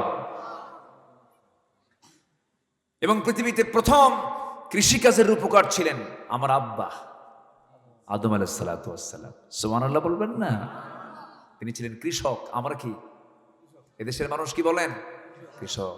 কৃষকের সাথে কোন নবীর সম্পর্ক? আদমের সম্পর্ক। কাপড়ের সঙ্গে কোন নবীর সম্পর্ক? ইদ্রিসের সম্পর্ক। অস্ত্রের সঙ্গে কার সম্পর্ক? দাউদ আলাইহিস সম্পর্ক। বড় শাসক ছিলেন পৃথিবীতে, সবচেয়ে বড় শাসক সুলাইমান। আল্লাহু আকবার। শাসকের সাথে নবীর সম্পর্ক আছে না নাই? আচ্ছা, কি চাবেন আপনি? সব সভ্যতা নবীরা এনেছেন। বলেন আলহামদুলিল্লাহ, জোরে বলি আলহামদুলিল্লাহ। রাজনীতি করেছেন আম্বিয়া কেরাম। মুসা ফেরাউনকে টক্কর দিয়েছেন, ইব্রাহিম নমরুদকে টক্কর দিয়েছেন, রাসূল আবু জেহেলকে মোকাবেলা করেছেন। আর তুমি আলেম হয়েছ, তুমি মুসলমান হয়েছ, তুমি বড় একজন জ্ঞানী হয়েছ, তোমার সামনে ফেরাউন তুমি চোখে দেখো না, তোমার ঈমান এখন আনা হয় নাই, ঠিক কি না? আজকের দুনিয়াতে ফেরাউন আছে না নাই? আসতে বলবেন না, আছে না নাই? তারাই ফেরাউন, যারা আল্লাহর আইনকে বাদ দিয়ে যারা দুনিয়ার আইন প্রতিষ্ঠা করতে চায়, তারাই ফেরাউনের এজেন্ডা বাস্তবায়ন করতে চায়। আমাদের এক কথা এক দাবি, জমিন কার, আকাশ কার, সূর্য কার, চন্দ্র কার, আমার প্রাণ কার হাতে, আমার রক্ত চালান কে, আমার অক্সিজেন দেন কে, আমার বাতাস দেন কে, সূর্যের তাপ দেন কে? অতএব কিছুই বুঝি না, এত রাজনীতি বুঝি না, জমিন যার, আইন চলতে হবে তার। বাস, এক কথা, সবাই ঠিক থাকবো তো আমরা? এই কথায় যদি ঠিক থাকি, আমাদের ইমানও ঠিক আছে। বলি আলহামদুলিল্লাহ, জোরে বলি আলহামদুলিল্লাহ। মাঝে মাঝে একটু বাতাস দিয়ে বুঝাই দিচ্ছে আল্লাহ, তুই বাতাস খা, একটু ওয়াজ শোন। বলি আলহামদুলিল্লাহ। গত 3 দিন আপনারা, হ্যাঁ 3 দিন, গত 3 দিন আমার 3 জায়গায় মাহফিল শুরু করছি, আধা ঘন্টা যেতে না যেতে বৃষ্টি শুরু হয়ে গেছে। এই গত রাত্রেও, তার আগের রাত্রেও, তার আগের রাত্রেও সারাদিন ভালো ছিল, ধরেন আধা ঘন্টা 1 ঘন্টা কথা বলেছি, বৃষ্টি শুরু হয়ে গেছে। তো আমি তখন মাহফিলে বললাম, ভাই ওয়াজও রহমত, বৃষ্টিও রহমত, ঠিক আছে? কিন্তু এটা রহমত না, এখন তো বৃষ্টিরও দরকার, তো জমিন তো শুকনা হয়ে আছে, বৃষ্টিরও দরকার। আমরা বৃষ্টিও চাবো, বৃষ্টি চাবো না আল্লাহর কাছে? বৃষ্টি চাবো না? বৃষ্টি কি গজব না রহমত? রহমত। এখন কি বৃষ্টির দরকার আছে না? গরমে মানুষ মরতেছে, হিট স্ট্রোকে মানুষ মারা যাচ্ছে, প্রচন্ড গরম, তো আল্লাহ বাতাস দিচ্ছেন। আমরা তো অখুশি না, আমরা খুশি, বলি আলহামদুলিল্লাহ। তানোরের দৃশ্য, আমি কমিটি আমাকে বারবার ফোন দেয়, হুজুর আপনি কই? ভাই আমি তো বৃষ্টি, চরম বৃষ্টি হচ্ছে, হুজুর আপনি একটু আসেন। আমি কই বৃষ্টির মধ্যে আমি কি করব? কষ্ট করে আসলাম, এত দূর জার্নি করে, এসে দেখি না এখানে বৃষ্টির ফোঁটাই পড়ে নাই। কই ফোঁটা টোটা নাই তো? বলি আলহামদুলিল্লাহ, জোরে বলি আলহামদুলিল্লাহ। আল্লাহ কবুল করেছেন, আমাদেরকে শোনার পরিবেশ তৈরি করে দিয়েছেন, বলি আলহামদুলিল্লাহ। হয়তো লোকজন একটু কম হয়েছে, আগামীতে আল্লাহ তাআলা এটা যেন আরো বরকতময় করে দেন, আল্লাহ কবুল করুন, জোরে বলি আমিন। নামাজ কি সবাই ফজর পড়বো? সবাই কি ফজর পড়বেন? কারো কোনো আপত্তি নেই তো? শুধু আজকের ফজর না, প্রতিদিনের ফজর? নামাজ হবে বাৎসরিক না দৈনন্দিন? নামাজ হবে মাসিক না প্রতিদিন? কয়বার? আসতে বলবেন না, কয়বার? এই দেশে কি বারে মুসল্লি বেশি হয় বলেন তো? শুক্র বলবো না, জুমাবারে। বলেন কি বারে? জুমাবারে। শুক্র 1000 বার বললে যে সওয়াব, একবার জুমা বললে তার চেয়ে বেশি সওয়াব। কি বার বলেন তো? জুমা বললে একটা সূরার নামও বলা হয়ে গেল, সূরার একটা নামও আছে, সূরাতুল কি? জুমা। জুমাবারে আমরা মুসল্লি বেশি পাই। কিন্তু জুমার গুরুত্ব বেশি না ফজরের গুরুত্ব বেশি? বলেন, জোরে বলেন, জোরে বলেন। জুমার গুরুত্ব বেশি না ফজরের গুরুত্ব বেশি? কারণ মুসাফির জুমা নামাজ না পড়লেও চলে, কিন্তু মুসাফির আর মুকিম হোক, কি ফজরের দরকার আছে না নাই? বলেন, ফজর পড়তে হবে, ফজর কোনো মাফ নাই। আমার বন্ধুগণ, সবার কাছে আমি, এখানে যারা বসে আছেন এক একজন দায়িত্বশীল মনে করবেন, নিজেকে দায়িত্বপূর্ণ মনে করে সবার কাছে আমি একটা দায়িত্ব দিয়ে যাব। নামাজকে আমরা পিলার বানাবো, নামাজকে আমরা খুঁটি বানাবো।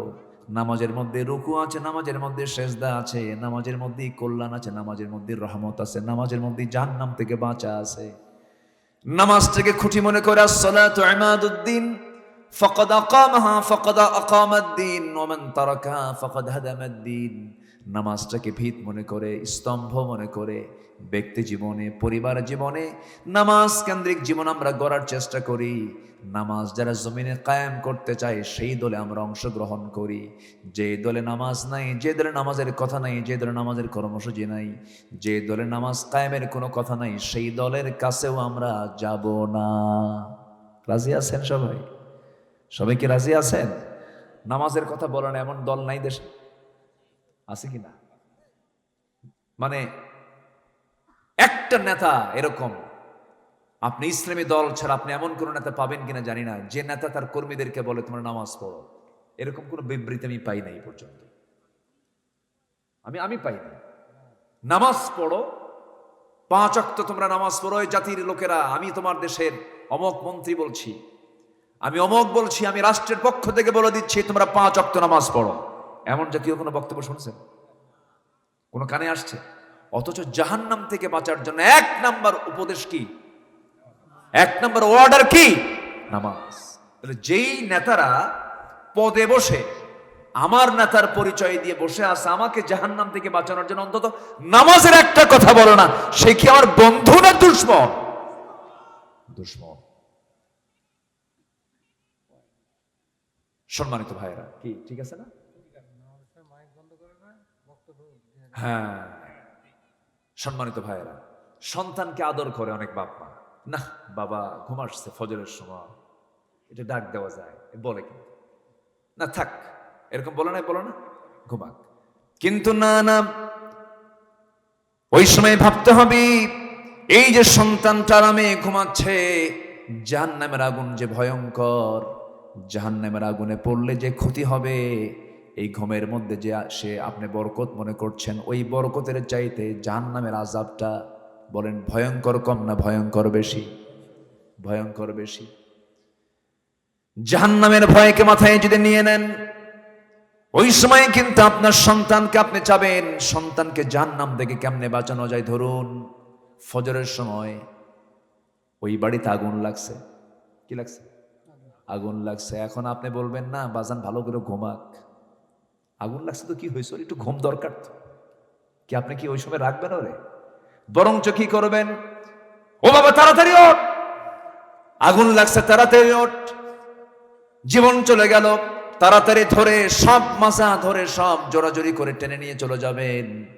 এখন ফজরের সময় যদি বাইরেতে আগুন লাগে, আপনি যেমন সন্তানকে তাড়াহুড়ো করে টান দিয়ে সেখান থেকে নিয়ে চলে যাবেন আগুন থেকে বাঁচানোর জন্য, আর সেই ফজরের সময় আপনি যদি সন্তানকে ডাক দেবেন বাজান জাহান্নামের আগুন থেকে বাঁচার জন্য নামাজে ওঠ, ঠিক কি না?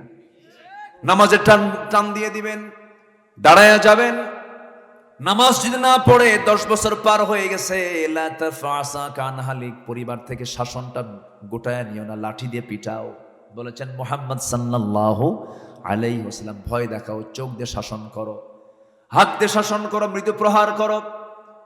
ইসলাম এগুলো বলে দিয়েছে। 7 বছর যখন হবে সুন্দর করে বুঝাবেন, 10 বছর যখন হবে ধমক দিতে হবে, ঠিক কিনা? ধমক দিতে হবে, নামাজ পড়, শাসন করতে হবে। এমন পিতা কয়জন আছে যে সন্তানকে নামাজের জন্য শাসন করে? খুব কম। স্কুলে যায় না, খুব ধমক। কোচিং এ যায় না, খুব ধমক। পড়াশোনা করে না, খুব ধমক। নামাজের জন্য বলে না।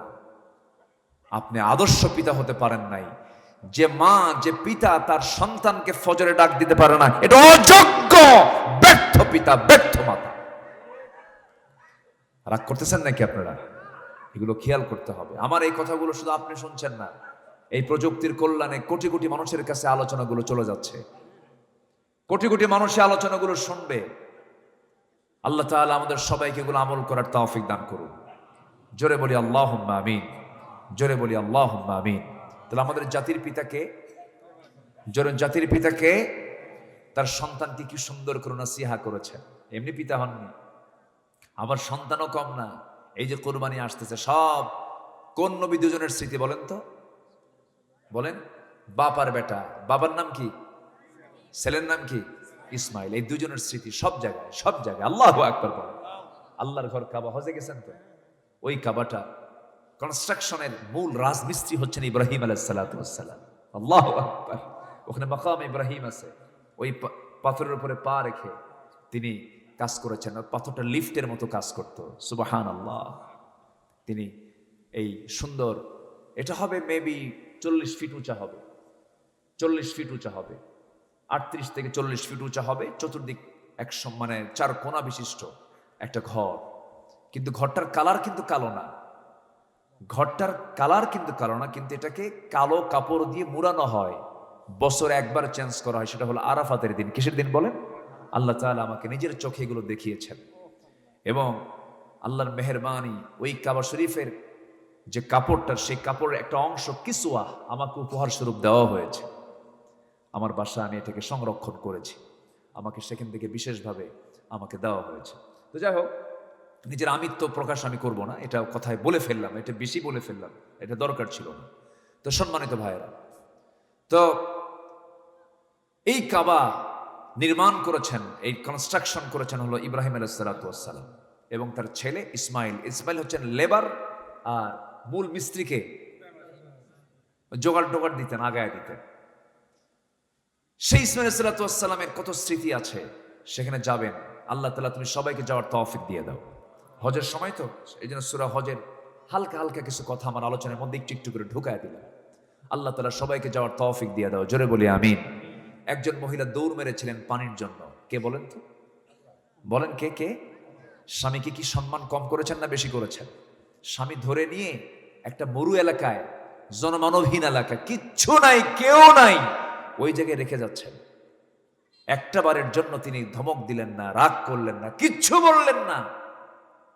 যখন রেখে চলে যাচ্ছেন, পিছন থেকে বলছেন, আমার স্বামী, আপনি যে আমাকে এখানে রেখে গেলেন, এখানে কি আল্লাহর কোনো নির্দেশনা আছে? কি হ্যাঁ, আমি তোমাকে আল্লাহর নির্দেশে রেখে যাচ্ছি। উনি বলেন, আলহামদুলিল্লাহ, আমার কোনো আপত্তি নেই, আপনি যান, আমার আল্লাহ আমাকে বাঁচাবেন। জোরে বলেন সুবহানাল্লাহ।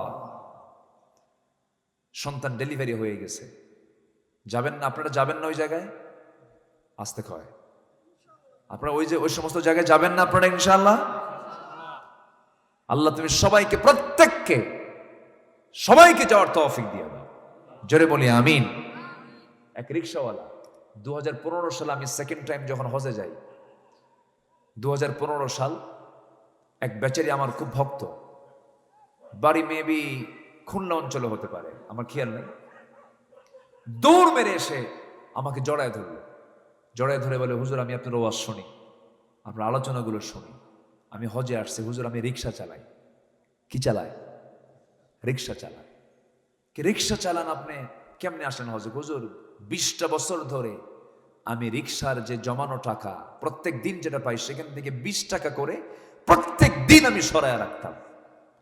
আমি খাইতাম কম একটু, কিন্তু টাকাটা আমি গোছায় গোছায় রেখে, হুজুর এতগুলো টাকা হয়ে গেছে, আমি আল্লাহর ঘরে চলে আসছি। আলহামদুলিল্লাহ বলবেন না?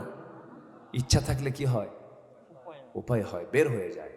ওয়াল্লাযীনা জাহাদু ফীনা লানাহদিয়ান্নাহুম সুবুলানা, যে আমার পথে আসতে চায়, আমি তার জন্য একটা রাস্তা না, অসংখ্য রাস্তা খুলে দেই। চেষ্টা করব আমরা, সাহায্য করবেন কে? আল্লাহ তাআলা। হজে গেলে অনেক কিছু শেখা যায়, দিলটা চলে যায়, এবং ওই সময়টাই স্বপ্নে রাসূলকে দেখার চান্স সবচেয়ে বেশি থাকে। বলি আলহামদুলিল্লাহ। তার সে একটা চক্রের মধ্যে থাকে, সেটা চক্রের মধ্যে থাকে, মহাব্বতটা সেই সময় বেড়ে যায়, একটা পরিবেশে মহাব্বতটা বেড়ে যায়। আপনি কি মসজিদের মধ্যে কি বিড়ি খেতে পারবেন? বলেন পারবেন? পারবেন না। মসজিদে বিড়ি খাওয়ার পরিবেশ নাই। আপনি যদি অনেকগুলো বিড়িখোরের সঙ্গে ওখানে থাকেন, বিড়ি না খাইলেও আপনার বিড়ি খাওয়া হয়ে যাবে, কারণ নাকের মধ্যে কি ঢুকবে? ধোঁয়া ঢুকে যাবে। আপনি বিড়ি না খাইলেও আপনার বিড়ির জপকরিতে আপনি পেয়ে যাবেন। এটা পরিবেশগত বিষয়। আল্লাহ তাআলা এমন একটা হজের একটা লম্বা সফরে প্রত্যেককে যাওয়ার তৌফিক দান করুন, জোরে বলি আমিন। এই হজের মাসে, হজের মৌসুমে আমি এই দোয়াটা সবার জন্য করি। ইব্রাহিম আলাইহিস সালাতু ওয়াস সালাম, তার সন্তান, কি সম্মান আল্লাহ তাআলা দিয়েছেন, কি আনুগত্য শিখিয়েছেন তারা। সন্তানকে বলতেছেন, বাবা আমি তো তোমাকে জবাই করে ফেলবো। কেন? ফিল মানাম আন্নী আযবাহুক, স্বপ্নে দেখলাম আমি তোমাকে জবাই করতেছি। সন্তান কয়, আব্বা এই আপনি আমাকে প্রশ্ন করতেছেন? ইফআল মা তু'মার সাতাজিদুনি ইনশাআল্লাহু মিনাস সাবিরিন। আপনি যা আদেশ পেয়েছেন বাস্তবায়ন করুন, আমার কোনো ক্লেম নাই। যেরকম সুবহানাল্লাহ। মিনার বাজার, হাজিরা যায় না, মিনায় যায় না? হ্যাঁ, মিনার বাজারে চলে গেলে জবাই করবেন। সন্তানকে পাড়িয়ে ফেলেছেন। সন্তান বলতেছে, আব্বা তুমি আমার দিকে তাকায় আসো, তুমি আমার দিকে তাকায় আসো, আমি তোমার দিকে তাকায় আসি, দয়া তো হয়, মহব্বত হচ্ছে, তোমার কষ্ট হবে, তুমি আমার চোখটা কাপড় দিয়ে বেঁধে ফেলো, যেন তোমার পিতৃ মহব্বত, যেটা সন্তানের প্রতি মহব্বত, যেটা এটা যেন বেশি না জেগে ওঠে। আল্লাহর হুকুম পালনে যেন তুমি একটু যেন কৃপণতা না করো। আল্লাহু আকবার বলেন। আল্লাহর কাছে গোশত যায় না ভাই, আল্লাহর কাছে কোনো রক্তও যায় না, আল্লাহর কাছে চলে যায়। লা ইয়ানালাল্লাহু লুহুমুহা ওয়ালা দিমাউহা ওয়ালাকিন ইয়ানালুহুত তাকওয়া মিনকুম। আল্লাহর কাছে চলে যায় তোমার তাকওয়া। মাটিতে রক্ত পৌঁছার আগে কুরবানি আল্লাহর আদালতে কবুল হয়ে যায়।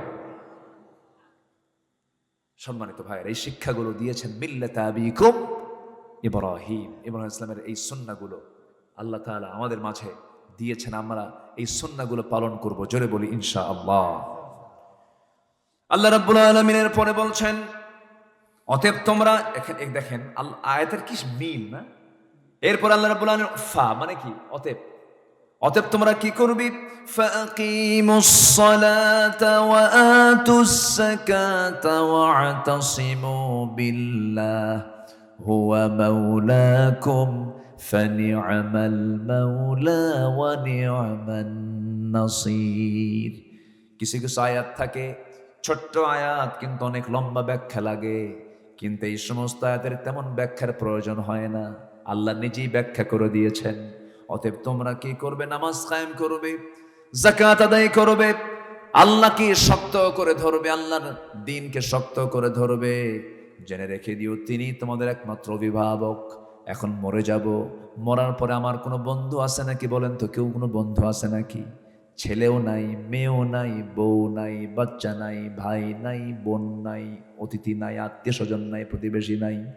এখনই মরে যাবো আমি। সব বন্ধু, সব মাওলা তো আমার, ওলি তো আমার আল্লাহ তাআলা। আল্লাহ তাআলা বলছেন, বান্দারে আমি তোর একমাত্র ওলি, আমি তোর একমাত্র বন্ধু। ফানি'মাল মাওলা ওয়া নি'মান নাসির। কতই না উত্তম মাওলা তুমি বন্ধু, কতই না বন্ধু তুমি আমার সাহায্যকারী বন্ধু। এই জন্য সাহায্য চাইবো আমরা আল্লাহর কাছে, বন্ধু বানাবো আমরা আল্লাহকে। আল্লাহর কাছে যখন আমরা চাইতে যাব, হায়া নিয়ে চাইবো না, বেহায়ার মতো চাবো, লজ্জাহীনের মতো চাবো আমরা আল্লাহর কাছে। আল্লাহর কাছে লজ্জা নিয়ে চাইলে পরে আপনি পাবেন না, বেহায়ার মতো চাইতে হবে। রাতের আধারে সেজদার মধ্যে কেঁদে কেঁদে স্যাঁচড়ার মতো বলতে হবে, আল্লাহ মাফ না করা পর্যন্ত আমি সেজদা থেকে উঠবো না। আমি সেজদা না দিয়ে তোমার খুশি না করা পর্যন্ত আমি মাথা উঠাবো না। আল্লাহ মাফ করো, মাফ করো, মাফ করো। দুনিয়ার আপনি মানুষকে আপনি একবার দুবার ডাকবেন, তিনবার চারবার ডাকবেন, বিরক্ত হয়ে যাবে, কিন্তু আমার আল্লাহ তাআলা ব্যতিক্রম। আমার আল্লাহকে যত বেশি চাবো, আল্লাহ তত বেশি খুশি হয়ে যাবে। আল্লাহ কবুল করুন, আল্লাহ কবুল করুন, আল্লাহ কবুল করুন। সম্মানিত ভাইয়েরা, অনেক রাত হয়েছে। আমি দুটো আয়াতের উপরে যতটুকু কথা বলেছি, আল্লাহ তাআলা আমাদের সবাইকে আমল করার তৌফিক দান করুন। জোরে বলি আল্লাহুম্মা আমিন। আমরা সবাই নামাজের মতো করে বসি, তাশাহুদের সূরতে আমরা বসে যাই। আমরা চাইবো কার কাছে বলেন তো? আমরা কার কাছে চাইবো? আল্লাহর কাছে চাইবো। আল্লাহ যেন আমাদের সকলের জিন্দেগীর গুনাহগুলোকে মাফ করে দেন। জোরে বলি আল্লাহুম্মা আমিন। সবাই আমরা একটু আওয়াজ দিয়ে বলি সুবহানাকাল্লাহুম্মা। জোরে বলি সুবহানাকাল্লাহুম্মা ওয়া বিহামদিকা আশহাদু আল্লা ইলাহা ইল্লা আনতা আস্তাগফিরুকা ওয়া আতুবু ইলাইকা। চিৎকার মেরে বলি, ইয়া আল্লাহ, আমার জীবনের সগীরা কবীরা, ছোট বড় সব গুনাহ তুমি আল্লাহ মাফ করে দাও। জোরে বলুন, ইয়া রাব্বাল আলামিন, ইয়া রাব্বাল আলামিন, ইয়া রাব্বাল আলামিন। এখানে অনেক বুড়ো মানুষ আছে, তাদের দোয়া আল্লাহ তাআলা কবুল করেন। অনেক শিশু আছে, আল্লাহ তাদের দোয়া কবুল করেন। আবার মুসাফির আছে, আমিও তো মুসাফির, ভাঙ্গাচোরা, আল্লাহ মুসাফিরের দোয়া কবুল করেন। মজলুম থাকতে পারেন, কোনো কারণ নাই, এমনি মামলা আছে না? এরকম নাই তো মনে হয় এলাকায়। আচ্ছা, যার মামলা সে জানেই না কিসের মামলা। 80 বছরের এক বুড়া চাচা, আজ থেকে 5 বছর আগে আমি একটু ভিতরে গেছিলাম কয়েকদিনের জন্য। তো এক বুড়ো চাচা ভিতরে ঢুকলো, ঢুকে বলতেছে, বাবা বিস্ফোরক কি? মানে ওনার মামলা দিয়েছে বিস্ফোরক মামলা। বলে যে বিস্ফোরক কি, এটাকে খায় না কি করে? মানে উনি জানেও না বিস্ফোরক শব্দটা কি। হ্যাঁ, তো উনি ভাবছে মনে হয় এটা মনে হয় বিস্ফোড়া না কি, আল্লাহ জানে। তো যাই হোক, এরকম মাজলুম লোকও থাকতে পারেন। আমরা সবার জন্য দোয়া করি। আমরা চাইবো কার কাছে? আল্লাহর কাছে আমরা চাবো, আল্লাহ যেন আমাদের সকলের গুনাহগুলোকে মাফ করে দেন। জোরে বলি আল্লাহুম্মা আমিন। আপনি দোয়া করেন, রব্বি আপনি দোয়া করেন। আচ্ছা, যে আমরা আল্লাহর কাছে চাবো। আল্লাহুম্মা আমিন।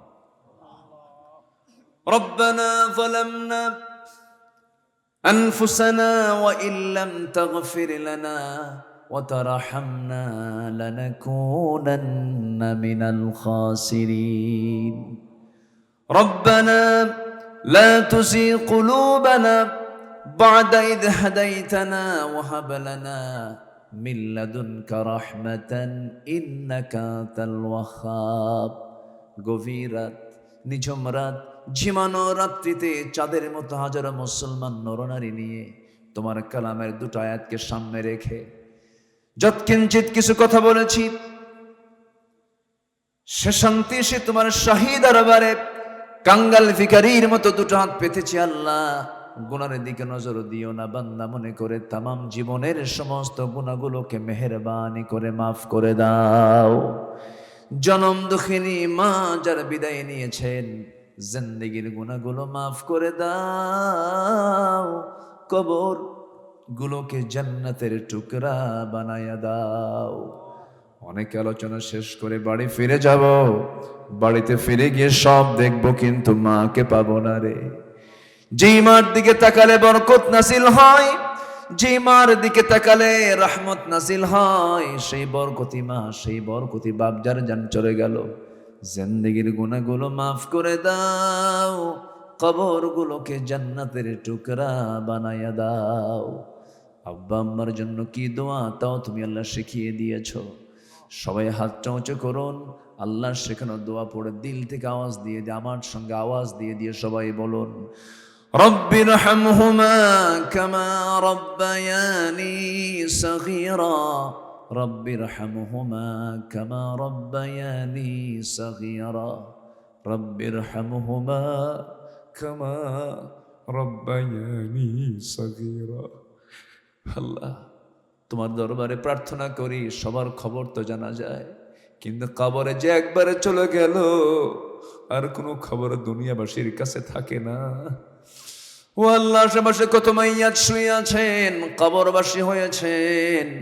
অনেকের ভাই, অনেকের বোন, অনেকের বাবা, অনেকের মা, অনেকের চাচা, অনেকের চাচি, আত্মীয় স্বজন, দূরবর্তী আত্মীয় স্বজন অনেকের দুনিয়া থেকে বিদায় নিয়েছেন। কবরের সমস্ত আযাব মাফ করে দাও, কবরগুলোকে জান্নাতের টুকরা বানাইয়া দাও।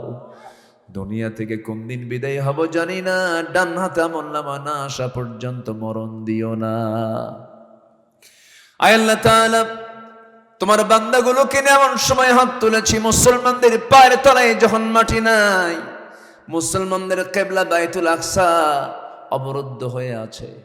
মেহেরবানি করে বাইতুল আকসা তুমি আল্লাহ মুসলমানদের হাতে তুলে দাও। ফিলিস্তিনকে বাঁচাও, ফিলিস্তিনকে তুমি আল্লাহ বাঁচাও। শিশুগুলো বাপ মা হারা এতিমের মতো দাঁড়ায় আছে, শিশুরা না খায়া খায়া কঙ্কালসার হয়ে গেছে, গাছের পাতাগুলো সিদ্ধ করে খায়, কোনো খাবার নাই। ও আল্লাহ, ফিলিস্তিনকে বাঁচাও। ও আল্লাহ, কাশ্মীরকে বাঁচাও, সিরিয়াকে বাঁচাও, ইয়েমেনকে বাঁচাও। 180 কোটি মুসলমানের জন্য তুমি আল্লাহ ওমরের মতো একজন নেতা পাঠাইয়া দাও। দুনিয়া থেকে কোন দিন বিদায় নেব জানি না রে আল্লাহ। মরতে যখন হবে তুমি আল্লাহ শহীদি মৌত কপালে জুটাইয়া দিও। আয় আল্লাহ তাআলা, আমার চোখের সামনে আমার ভাই গেল, আমাদের চোখের সামনে আমাদের বোন গেল, বাবা গেল, মা গেল, আমিও চলে যাব রে। যেদিন মরে যাব টান মেরে ঘর থেকে বের করে দেবে, জীবনের শেষ গোসলটা হয়ে যাবে, মরমক সব দেখে দেখে চলে যাবে। দামি দামি কাপড় চোপড়গুলো সব কেচে দিয়ে কেটে কেটে খুলে নেবে দেহ থেকে, সব পরে রাখবে রে।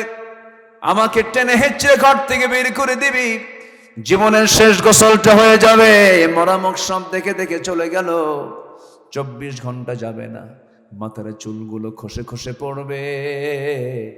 3 দিন যাবে না, চামড়াগুলো গলে গলে পোকার পেটের খাবার হয়ে যাবে রে। মাত্র 7টা দিন, 7 দিনের ব্যবধানে দেখা যাবে পেটের নারী ভরি সব চোখ মুখ কান নাক দিয়ে বের হওয়া শুরু হয়ে গেছে। কিম্ভূত কিমাকারে চেহারা হয়ে যাবে, চেনা যাবে না, বোঝা যাবে না। আল্লাহ, মাত্র 3টা মাস, 3টা মাসের ব্যবধানে দেখা যাবে দেহের ভিতরে কয়েকটা হাড় ছাড়া আর কিচ্ছু নাই, সব মাটি খেয়ে শেষ করে দিয়েছে। এমন অন্তিম সময় যখন চলে আসবে, জবানে জারি করে দিও লা ইলাহা ইল্লাল্লাহ মুহাম্মাদুর রাসূলুল্লাহ। আসসালামু আলাইকুম ওয়া রাহমাতুল্লাহি ওয়া বারাকাতুহু।